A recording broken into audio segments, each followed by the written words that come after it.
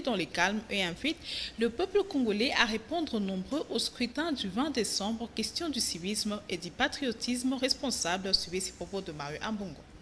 Le pouvoir réel émane du peuple. Et quand le peuple vous manifeste sa volonté de vous accompagner, vous n'avez qu'à accomplir sa volonté. Et nous pensons que le président de la République va pouvoir le faire. Le vote de demain, c'est un pari à gagner par le peuple congolais. Tout citoyen émis d'amour et de volonté de pouvoir voir ce pays s'engager dans une voie de progrès et de développement devra en tout cas aller demain voter pour le président de la République. Et j'invite la population congolaise tout entière à pouvoir accomplir ce devoir patriotique, ce devoir civique de voter pour que réellement le président de la République puisse avoir une nouvelle légitimité qui devra en tout cas les convaincre à développer ce pays. Le président de la République, Félix-Antoine Tshisekedi Tshilombo, candidat à sa propre succession. Quelles sont les chances de Félix Tshisekedi face à son challenger Moïse Katumbi Tshapwe? À cette question, les penseurs politiques Patrick Banza a évoqué la gratuité de l'enseignement de base, les avancées diplomatiques et la couverture santé universelle. Une fois de plus, ces propos est signé Clavier Yeleder. Le président actuel qui s'est représenté, comme on dit, pour un second mandat, c'est d'abord une personnalité qui aime beaucoup ces pays. La première caractéristique, c'est un amoureux en fait de la RDC. Donc ça veut dire que il a la vision claire et nette. Moi j'aimerais bien parler juste d'un petit secteur qu'on appelle la diplomatie. Vous l'avez vu en fait sillonner à travers les tribunes des Nations Unies, les différents sommets. Il tient en fait des discours qui ont été tenus par ses prédécesseurs, mais à la fin de leur deuxième mandat ou troisième. En réalité, il voulait se représenter. Alors, mais lui, il tient ce genre de discours de panafricanisme. On sent en lui un nationaliste, on sent en lui un patriote. Et finalement, quelqu'un, en fait, une personnalité, son excellence, monsieur le président de la République, une personnalité qui pourra nous amener quelque part. Et moi, je crois fermement, parce qu'on a vu comment il a travaillé, on a vu comment est-ce que la plupart des secteurs de la vie nationale sont en train de renaître. On a vu, du point de vue même de l'éducation, il y a des gens qui sont en train de papoter ci et là, mais c'est clair et net que l'effectivité de la gratuité de l'enseignement, c'est en fait dans l'actif de M. Félix Tshisekedi Tshilombo. Également, si on voit même la couverture santé, on a vu aujourd'hui que nos mamans, en fait, elles peuvent accoucher sans problème. Les femmes traînées dans des hôpitaux parce que simplement, elles doivent payer une facture de 50 $, mais elle est bloquée. Donc ça, déjà, ce sont des avancées, ce sont des signes qui prouvent à suffisance que, en tout cas, il a la volonté de nous amener quelque part. Non à la violence en campagne électorale, le haut cadre du parti politique au Mouvement de libération du Congo, Désiré Mbonzi, condamne le dérapage qu'a connu la dernière descente du candidat Gérard Moulumba qui fait état de plusieurs dégâts matériels ainsi que de pertes en vies humaines. Il exige une justice pour ses victimes. Il est au micro de Bérénice Balinga. C'est désolant. Comment un vice-gouverneur, vous comprenez, un vice-gouverneur de la ville puisse être au centre de ce désordre public. La sécurité des personnes et de leurs biens qui devait être garantie par lui soit à la tête d'un réseau criminel, un réseau qui se livre à troubler l'ordre public de la manière, de la sorte que nous avons suivi. Et ce qui est fort dommage, le silence que je qualifierais d'irresponsable des juridictions et autorités compétentes pour sévir. Gérard Moulumba serait à cet instant-là en prison. On devait le mettre déjà en prison. Mais comment il est dehors sans état? Souvenez-vous, Doli Makambalo, ministre provincial, avait écopé une prison importante simplement parce que son policier, sa garde, avait fait l'objet d'un cas de meurtre. des cas de blessures graves, j'invite ici le vice-premier ministre à l'Intérieur à s'en saisir d'office. Le procureur de Makété à s'en saisir d'office. Le commandant de la police de la ville de Kinshasa à s'en saisir d'office. Car des actes pareils ne devront pas rester impunis. Après leur formation académique, plusieurs récipiendaires éprouveraient d'énormes difficultés pour créer les emplois. Conséquence, beaucoup de récipiendaires sont au chômage. L'élaboration d'un plan d'affaires, l'étude de marché et l'observation de l'environnement sont parmi les pistes que l'expert à l'entrepreneuriat Gilango Imboyo fournit aux étudiants pour cesser d'être des commandeurs d'emploi. Reporter signé Clavier Alediakou.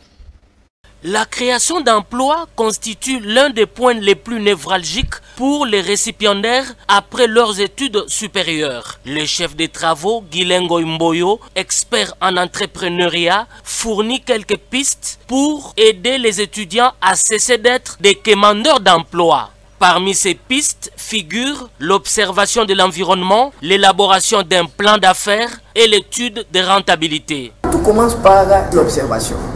De la même manière que nous avons fait les constats, les apprenants doivent observer dans leur milieu et à partir de cette observation, ils vont se faire une idée. Mais cette idée-là ne doit pas être faite si vous ne vous mettez pas sur terrain. C'est-à-dire, quand vous avez l'idée, deuxièmement maintenant, il faut faire ce que nous appelons l'idée et l'évaluation de l'idée. Parce que une réflexion sans action, ce n'est qu'une distraction. Même si les établissements enseignent dans la matière appropriée, maintenant les étudiants doivent s'imprégner pour mettre en pratique toutes les matières que les universités sont en train de donner. Après l'idée, il faut faire maintenant l'adéquation lors des projets. Parce que l'idée, ça peut faire l'objet d'un projet.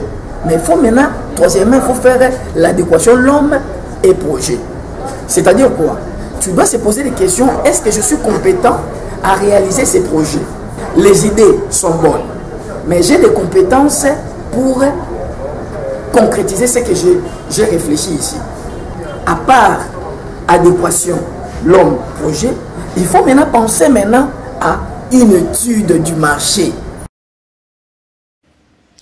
Le syndicat des enseignants des écoles conventionnées protestantes SINEP en sigle suivant le fait d'attaque du lycée Ngalema appartenant à l'église protestante Sebeko condamne avec la dernière énergie cet acte qui conduit à la destruction de cette école et demande au chef de l'État et au gouvernement de la République que la réparation soit faite en faveur de cette école qui risquerait de ne pas recevoir les élèves lors de la rentrée scolaire qui interviendra au mois de janvier 2024. Prochain reportage d'Alanoka. À propos des événements survenus le 15 décembre 2023 dernier au lycée technique et professionnel d'Ngalema, LTP et CP 15e communauté Sebeko, lieu du refuge de M. Franck Diongo, candidat président de la République, qui a été pillé, le syndicat national des enseignants des écoles conventionnées protestantes est monté au créneau et se surge contre ce comportement d'attaquer une école dans un état qui se dit de droit et démocratique. Ce syndicat exige la réparation et réclame la restitution de tout ce qui a été ravi et emporté. C'était dans une déclaration lue par le président du SINEP, Bastien Mouvoumou. Occasionné par M. Franck Diongo et les assaillants qui les pourchassaient. Au nombre des dégâts matériels causés et enregistrés provisoirement, nous relevons notamment 46 ordinateurs et 40 tôles emportés, $220 du professeur Bonani, destruction du bâtiment scolaire, vitres cassées, plafond et salle de la bibliothèque saccagées, cassure de la porte du bureau du sous-proverbe se trouvant dans l'enclos et emportant un ordinateur, une imprimante ainsi que les dossiers importants. Au regard de tous ces faits infractionnels réprimés par les instruments juridiques nationaux qu'internationaux, les enseignants membres du SINEP demandent au chef de l'État, garant du bon fonctionnement des institutions et père de la nation, de s'impliquer personnellement pour les temples de l'Église et les lycées techniques professionnels victimes de ces actes de vandalisme soient réhabilités et les élèves comme les fidèles se trouvent rétablis dans leurs droits. Au chef du gouvernement, acteur principal d'appliquer la vision du président de la République dans le secteur de l'éducation, d'intervenir si vite que possible afin que les 647 élèves du lycée technique professionnel de Ngaliema reprennent convenablement au même pied d'égalité tous les élèves de l'EPST avant la reprise des cours prévue en date du 9 janvier 2024. Et en société, l'avenue de Libération, ex-24 novembre, loin de la prison centrale de Makala, située dans la commune de Selembao, est dans un état de délabrement très avancé et la population de ce coin de la capitale sollicite l'implication des autorités sectorielles pour la réhabilitation de cette route. Ce reportage est signé Jonas Sontambo.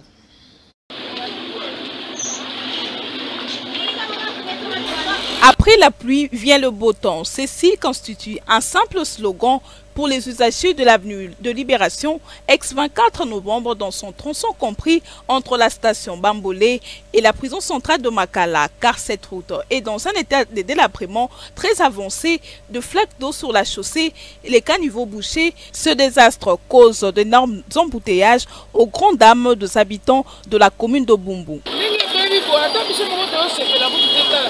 na terrasse kutu mai enegasu na terrasse te ekuma na prince kuna tala prince nenge komi likulu munene nani trois pine ezoko kweya bazoko kweya donc ko baleka pene ezate selema okoto ko ja bis ekomi pasi penza atanga na sotekawa ezopisa nga pasi ko mutu ko alega ya ya kosomba te libulu ezaki to ko malamu na bolingo malamu ngi balingi mboka na biso malamu basala ngo po tozala bien eumeli papa na ngai eumeli liboso bakutaka lobi babwaki mabele nyonso ke nango na mungu eumeli penza kwa moye babomisa nzela papa fati aza liboso kolanda papa fati na makanisi na ye oyo ke tobomisa nzela il faut babomisa nzela po biso tozosouffrir donc totambola makolo banda na Selemba oti molar pour le transport alors tout ça appel na bakonzi ya mboka na bonne volonté baza nango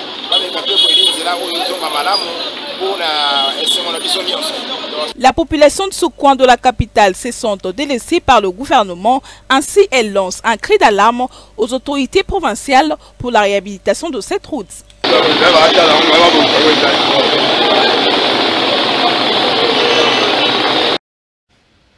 Et en sport, Maître Yannick Nsalambo, connu sous le nom de Balofon, fondateur de la discipline Capoeira Congo, a organisé le week-end dernier dans la commune de Limete plus de 20 combats de différentes disciplines d'arts martiaux.